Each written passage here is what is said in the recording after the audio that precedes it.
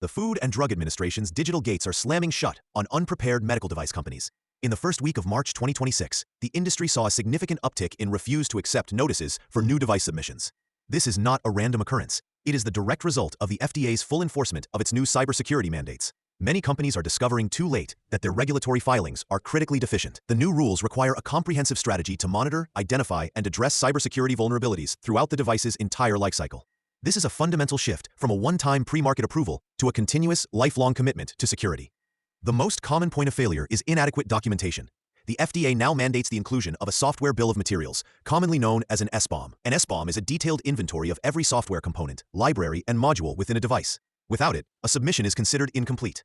Furthermore, companies must provide a robust threat model and a vulnerability management plan that details how they will handle threats after the product is on the market. This proactive approach requires a secure product development framework integrated from the earliest stages of research and development, not as a final checklist item before submission. Consider the case of a promising European startup with an innovative AI-powered diagnostic imaging tool. They successfully achieved CE marking and targeted the lucrative US market next. However, they received an RTA notice from the FDA. Their submission, while clinically robust, treated cybersecurity as a minor compliance point. It lacked a detailed SBOM for its complex software and failed to outline a concrete plan for post-market vulnerability patching.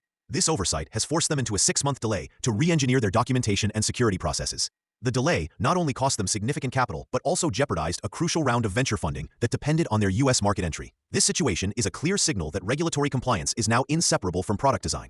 The FDA's stringent stance on cybersecurity is setting a new global benchmark. Regulatory bodies worldwide are watching, and similar requirements are expected to become standard practice. For medtech companies, this means the cost of market entry has increased, requiring specialized expertise in both regulatory affairs and cybersecurity. It fundamentally changes how companies must approach innovation, budgeting, and timelines. Navigating this complex and evolving landscape is critical for survival and success. If your company needs to de-risk its global market access strategy and ensure you are prepared for these new challenges, please feel free to email info@pureglobal.com or visit our website at Pure Global.